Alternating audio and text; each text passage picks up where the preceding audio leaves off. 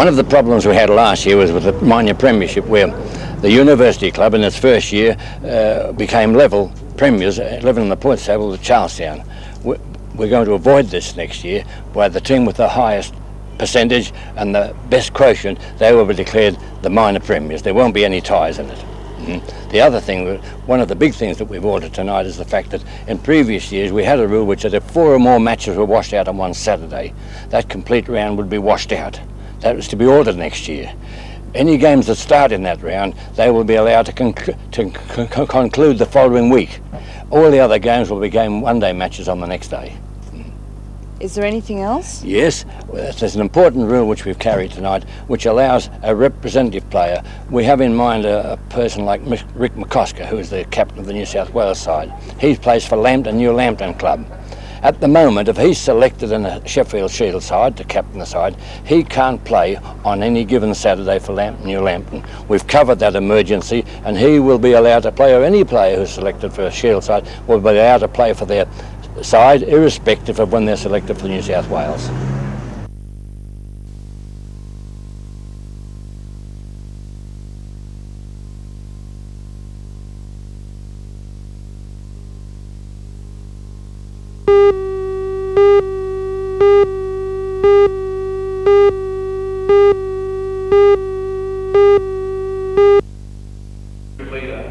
Last night, Founder Day awards were made to 26 Scout leaders from the Newcastle and Hunter district. Some leaders were celebrating their 20th year and contributions.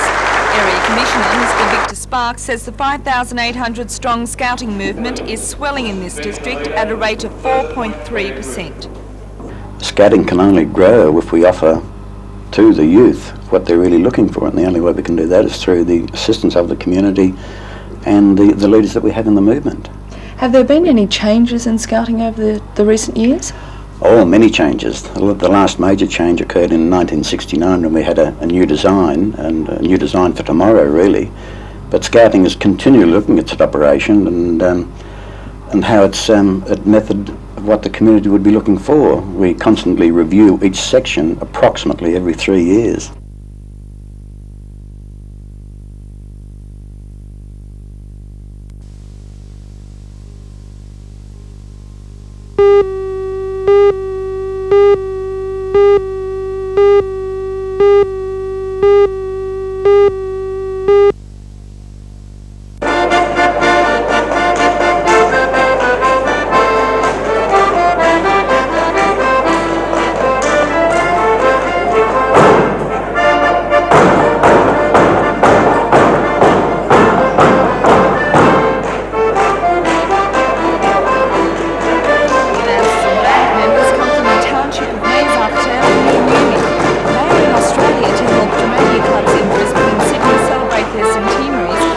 To renew links with their Australian cousins.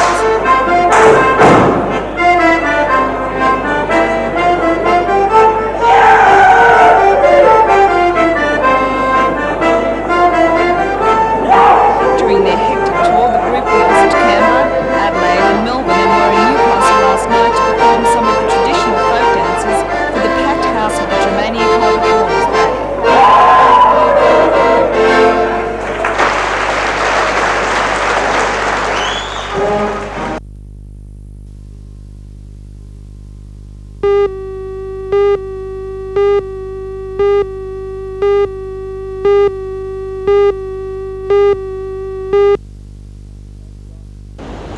Thanks, John. Good morning. You wouldn't believe it, raining again. Another beautiful rainy day coming up. Around the beaches this morning, the wind's blowing from the southeast.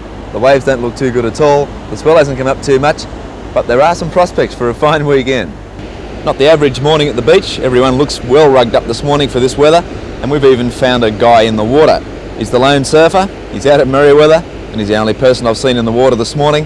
Waves are around 1.2 to 1.5 metres at all of the open beaches. The wind from the southeast, conditions are choppy, bumpy and basically unrideable. I still can't figure out why that one guy's out there anyway. If you'd like to go for a swim this morning, take care, sweeps to the north and bad rips at all city beaches.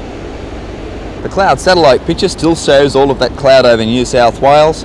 The high pressure system and the onshore winds means that we're still getting rain. Away to the southeast though, I beg your pardon, we're to the southwest, way down there in the Bight. We have a cold front moving through with a change, and that wind directional change should move most of this cloud out to sea, possibly even tomorrow, and there are prospects for a fine weekend. The forecast for today, cloudy, cool to mild, showers or drizzle patches tending to rain. South to southeasterly winds at 20 to 30 kilometres per hour on the coast, seas slight on a low to moderate swell. Newcastle expecting a top today of 19 degrees, a cool one up in the valley at Scone, a top of 16 degrees. High tide at 8:43 this morning, 1.4 metres. Low tide 18 minutes past 2 this afternoon, 0.5 of a metre. And the outlook for the weekend, rain clearing Saturday.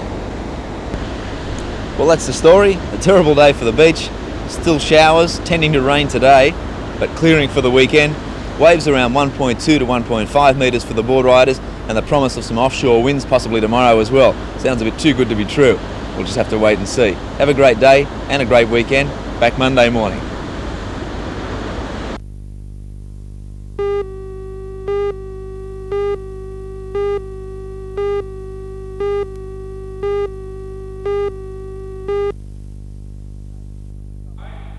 Dave, in his job as a PE instructor at Newcastle Grammar, was teaching his students today the high jump. He'll be hoping tomorrow night that he can give Victorian basketball team Coburg the big jump also. Dave is the true captain, battling a serious elbow injury for the past few weeks. Well, I cut the elbow open up against West Adelaide. I hit the floor and I cut it open. It was a pretty deep wound and it became infected. And what it is infected bursa, so I have to get it cut open, scraped out, and stitched back up again. Well, Dave, will you miss any games through this injury? I think I'll have to miss one game and probably be the Perth game at home. This weekend, tomorrow night at the Newcastle Basketball Stadium, you've got Coburg, a very, very tough proposition. Yes, Coburg probably have the deepest bench in the league. They have two national players that are sitting on the bench, don't even get a start. So they're very, very strong. And they're big and they're physical, and they're one of the teams that we have to meet in the playoffs. Dave, the defence has still got to be a big worry to the Falcons. Unfortunately, at times it looks like there's no defense at all out there, and really for us to have a chance at the title, we've got to improve in that area because our offense is going all right, team play is going well, but our defense is poor at times, and we really have to get fired up and play a little bit harder. Predictions for tomorrow night? I'd say it's going to be an even game, and I feel that if we get a good defensive effort, that we should beat them.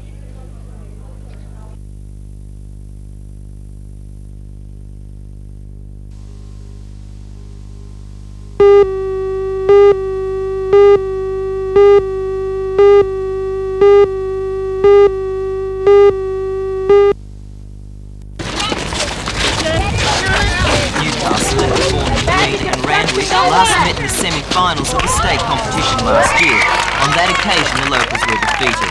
Today again, Randwick proved a tough team to beat. Their strength came from a star-studded lineup. Each player is a former or current state or national representative, and their experience showed in the final moments.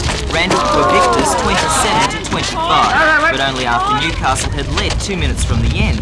Randwick scored quickly in the last moments and kept the match when, under pressure, Newcastle missed 2 attempts at goal. Publicity officer at the Newcastle Netball Association, June Ross, praised the team efforts of both sides.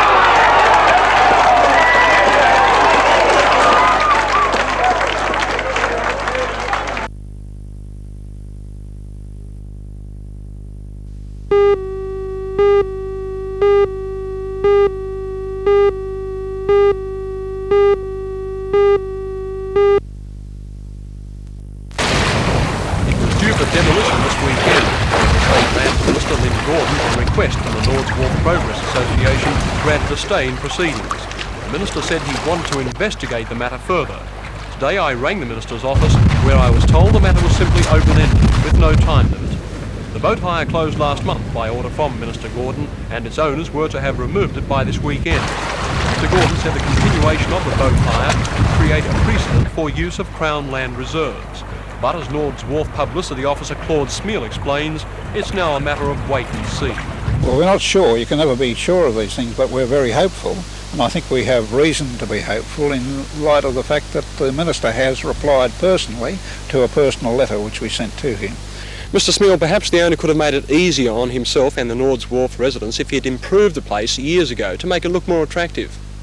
I do agree that it looks a bit tatty at the moment, and I'm sure that if the Minister will give the assurance that this present occupier will be given permissive occupancy to, that is, the continuance of it, that he'll pull his socks up and get about it, because I really think, and a lot of other people do too, that it's not perfect by any means, but it is a vital facility and someone has got to man it.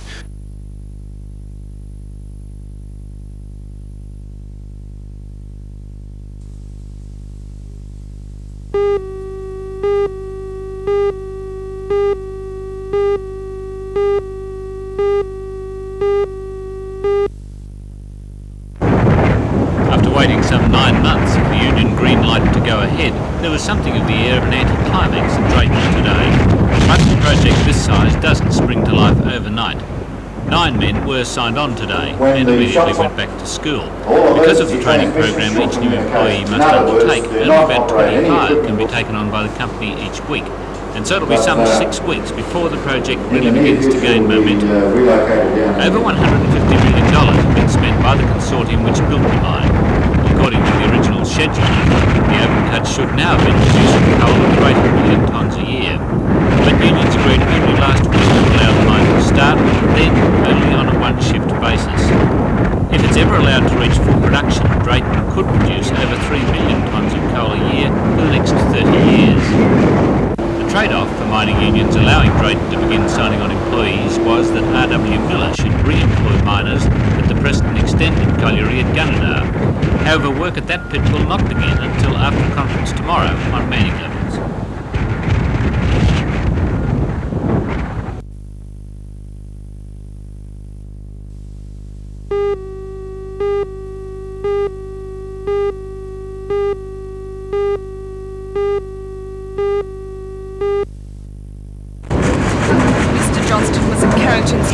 Today is part of his visit to Newcastle.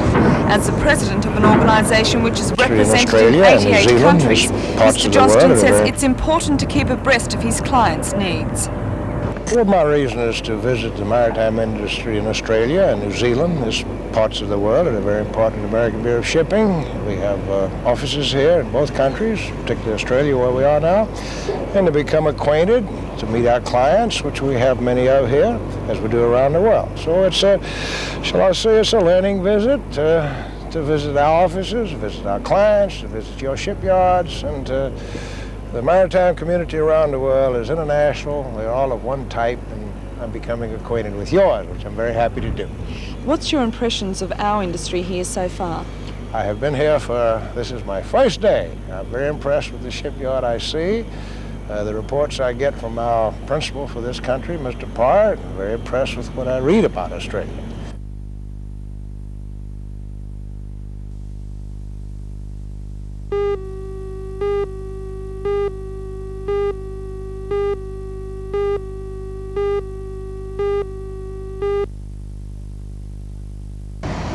There seems to be much confusion over who's responsible for the pollution monitoring on our city's beaches.